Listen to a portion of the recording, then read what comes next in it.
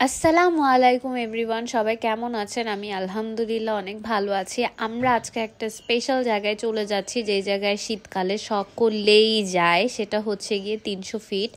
আজকে হাঁসের মাংস খাওয়ার উদ্দেশ্যে আর চাপটি খাওয়ার উদ্দেশ্যেই আমি আর আমার বড় বোন, বড় দুলাভাই আর দুইজনে, এই যে বাচ্চা কাচ্চা দেখেন না, ওরা এত পাকনা হয়েছে, ওরা এত সুন্দর সুন্দর কথা বলে। ইজু তো পুরো গাড়ি নন স্টপ কথা বলে গিয়েছে আর আমরা ভিউ দেখছিলাম। আমরা ফার্স্টে কিছু ফটোশ্যুট করার জন্য নেমে যাই একটা জায়গায়, যেই জায়গায় হচ্ছে কি খুব সুন্দর ভিউ আসে, মানে আমরা ওয়েদারটাও এনজয় করছিলাম আর বাচ্চাদের। আর কিন্তু আমরা একটা অনেক বড় মিস্টেক করে ফেলি, আমরা কোনো শল এই টাইপের কোনো কিছুই আনি না। ভাবি যে এত শীত পড়বে না, কিন্তু রাত্রেবেলার দিকে অনেক শীতই লেগেছিল। নামাজ পড়ে, এটা ছিল ফ্রাইডের দিন, সবাই আমরা নামাজ কালাম পড়েই খেয়েই আমরা বের হয়েছি। তো ওরা ফাইজলামি করতেছিল, ওর বাবা অন্য কোনো মেয়ের দিকে তাকালেই ও আর কি ইজনান এগুলো করে, এরকম মারামারি শুরু করে। মানে কত ভালো না, ছেলেই পাহারা দেয় বাবাকে, এরকম একটা ছেলে যেন সবার ঘরে ঘরে হয় আর কি, দোয়া করি।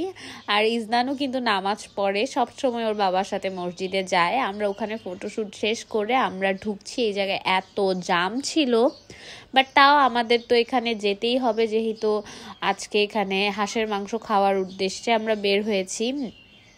আস্তে ধীরে জ্যাম ঠেলে আমরা আর কি ঢুকে যাচ্ছিলাম। আর ইরহা কটন ক্যান্ডি খুব পছন্দ করে, কটন ক্যান্ডি করে পাগল হয়ে যাচ্ছে। কিন্তু 100 ফিট যে এত সুন্দর হয়েছে আর এত খেলার রাইড ছিল, এইটা আমি কিন্তু কখনোই চিন্তা করিনি।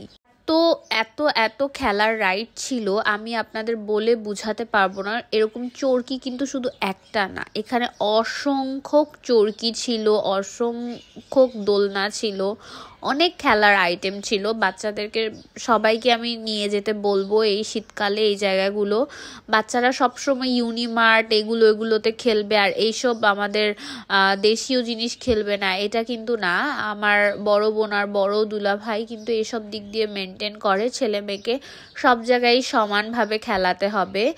এরকম কোনো বাধা নেই যে হ্যাঁ শুধু ভালো জায়গাটাই খেলাবো আর এইসব জায়গাগুলো ওদেরকে শিখাবোই না, ওদেরকে সব কিছুই শিখতে হবে। এটা আসলে আমার কথা না, আমার বড় দুলা ভাইয়ের কথা আর কি। আমি আপনাদের সাথে ছোট্ট করে একটু শেয়ার করলাম। বাচ্চাদের হাত ধরে হাঁটছিলাম, আর যেই দোকানে যাচ্ছিলাম ওরা তো দুই ভাই বোন খুব সুন্দর করে হাত ধরেছিল, ওরা হাত ধরে একসাথেই ছিল প্রতিটা সময়। কিন্তু খেলার জিনিসগুলোর দিকে, ওই লোকাল যে আমাদের যে খেলনা, ওগুলোর দিকে ওদের নজর যাচ্ছিল। ওগুলো ওরা নেওয়ার জন্য আমাকে খুব রিকোয়েস্ট করতেছিল, যেহেতু ওর মা নিতে চাচ্ছিল না। আমি ওদেরকে কয়েকটা খেলনাও কিনে দিলাম, এর বদলে আপিও আমাকে কিছু সুন্দর সুন্দর মগ কিনে দিয়েছে। আমি মগগুলো দেখছিলাম আসলে কোনটা নিব। আমি না দুই কালারের মগ খুব পছন্দ করি, মানে আমার মনে হয় কি এই কোনটা আমার আর কোনটা আমার হাজব্যান্ডের, আমরা খেতে পারবো। তো ছোট সাইজের মগ দেখে আমি এখানে থেমেছি। আমার বাসায় সব মগ অনেক বড় বড় হয়ে গিয়েছে, তো আমি ছোট সাইজের চাচ্ছি। আর ছোট সাইজের আমার কাছে যেই মগ বা কাপগুলো আছে সেগুলো সেট আকারে আছে, মানে মেহমানদের জন্য। সিঙ্গেলি খাওয়ার মতো আমার কাছে কাপ ছিল না। আর এখানে সব কিছু এত সুন্দর ছিল, সব কিছু কিন্তু এখানে 100 টাকা থেকে শুরু, 100 থেকে 120 টাকা। এখানে দামাদামিও করতে পারবেন। কিভাবে আমি বলি, যখন আপনি অনেক কোয়ান্টিটির জিনিস নেবেন তখন ওরা ডিসকাউন্ট করে দেয়। যেরকম আমাকে কিন্তু একটা ডিসকাউন্ট দিয়েছে, আমার বোনকেও একটা ডিসকাউন্ট দিয়েছে। এখানে আমি সব জিনিস দেখছিলাম, আর দেখে একটু ভালো করে নিতে হবে। ব্যান্ড ট্যান্ড সব কিছুর কোয়ালিটি খুব ভালো ছিল। এই যে এই চিরুনিগুলা যে 120 টাকা, এটা কি ভাবা যায়? আমি এগুলো ডিসিসি থেকে, তারপর পুলিশ প্লাজা থেকে 300-400 টাকা করেও নিয়েছি। আমরা কিছু ইয়াররিংও দেখছি, ইয়াররিংগুলো নেই কারণ এত ইয়াররিং আছে বাসায় যেগুলো আমি পরে শেষ করতে পারি না, অযথা ইয়াররিং নিব না। এখানে সব থেকে অসাধারণ একটা চা খাই, এখানে আমরা মালাই চাটা খাই। আর মালাই চা খাওয়ার পর দেখি খুব ইউনিক একটা চা ছিল। এই যে দোলনা চরকিগুলো তো দেখছি যে এগুলোতে তো আজকে উঠতেই হবে। আর আগে চা খেয়ে নিই আমরা, কারণ সন্ধ্যার টাইমে আমরা সবসময় বাসায় চা খাই। তো আজকে যেহেতু বাইরে এসেছি, ভাইয়া আমাদের জন্য চা নিয়ে নিচ্ছে। তো আমরা দেখিনি, অনেক মজার একটা চা ছিল, ওইটা আমরা চা শেষ করার পরে দেখি, ওই চাটা দেখে খুব আফসোস হয়। উনি আমাদের জন্য খুব সুন্দর করে চাগুলো প্রিপারেশন করছিল। তন্দুরি চা ছিল, মানে ওরা আগে এগুলো ছেঁকে নেয়। আমি মালাই চা নিয়েছি, আমার হাজব্যান্ড তান্দুরি চা, ভাইয়া কি চা নিয়েছে আমার মনে নেই, আপি মনে হয় মশলা চা, এরকম টাইপের আমরা চাগুলো নিয়ে নিই। সবগুলোর প্রাইস একই, মানে কোনো ডিফারেন্স নাই। এই জিনিসটা ভালো লেগেছে, সব সব চায়ের প্রাইস একই। আমরা একটু দুষ্টুমি করছিলাম লাইটিংয়ে। এই যে ওরাও মানে চা তো খায় না, কিন্তু ওরা অনেক কথা বলছিল, আমার কাছে খুব ভালো লাগতেছিল। ইজু ইরাহার সাথে সময় কাটাতে পেরেছি। ওরা উইন্টারটা এনজয়, ওরা অবশ্য এগুলো থেকে ওরা খুব ইন্টারেস্ট নিয়ে বসেছিল আমরা কখন চা খাওয়া শেষ করবো আর ওরা খেলাতে যাবে। ওরা এত শান্তভাবে বসে আছে কারণ ওরা খেলায় যাবে, খেলার যাওয়ার জন্য ওয়েট করছে ওরা কখন আমরা চাটা খাবো আর ওরা খেলায় যাবে। বলতেছিল ওরা তাড়াতাড়ি শেষ করো, তাড়াতাড়ি শেষ করো, খেলাটা বন্ধই হয়ে যাবে। চাটা দেখেন কি সুন্দর ধোঁয়া উঠছে চায়ের উপর থেকে, আপনি তো দেখাচ্ছে। এই যে আমরা এই চাটা খেয়ে উঠি, তারপর দেখি এখানে এত স্পেশাল একটা চা বানাচ্ছে।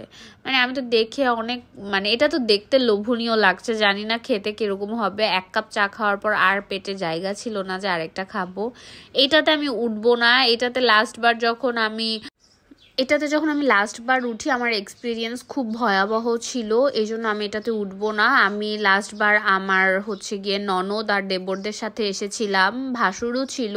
তো আমার ফোন পড়ে গিয়েছিল, মানে টোটালি পড়ে গিয়েছিল আমার।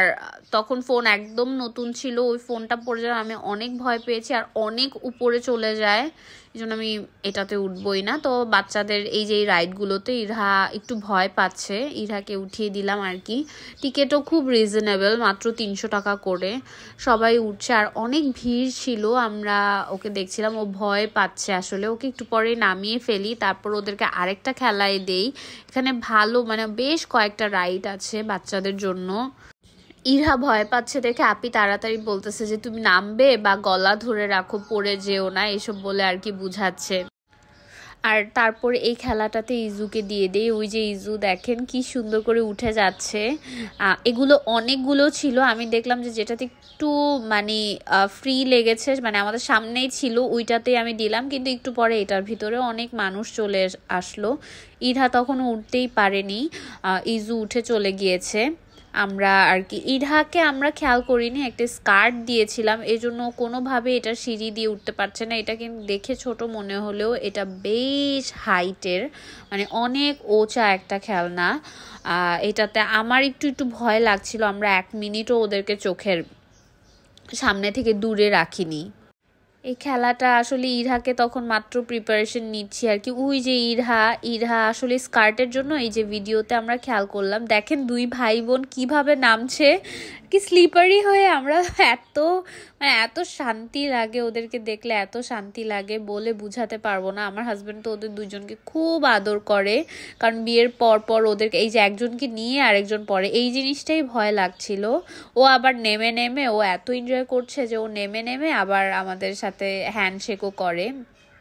আর 2 ভাই বোন একসাথেই ছিল, যে ব্যাপারটা খুবই ভালো লেগেছে। আর আমরা এখানে গল্প করছিলাম, যেটা খুবই, আমার মনে নেই আমরা কি কথা বলছিলাম, কিন্তু আমরা অনেক মজা করছিলাম। আমরা যে 4 জন দাঁড়িয়েছিলাম আমরা কিন্তু নন স্টপ এনজয় করছিলাম। ওই যে ইরহার স্কার্টটা খুলে দেই, ইরহা এখন উল্টা দিক দিয়ে উঠছে। আজকের জন্য ভিডিওটা এখানেই শেষ করছি, আর লং করব না। সবাই ভালো থাকবেন, আমাদের জন্য দোয়া করবেন, নেক্সট পার্টের জন্য ওয়েট করবেন। আল্লাহ হাফেজ।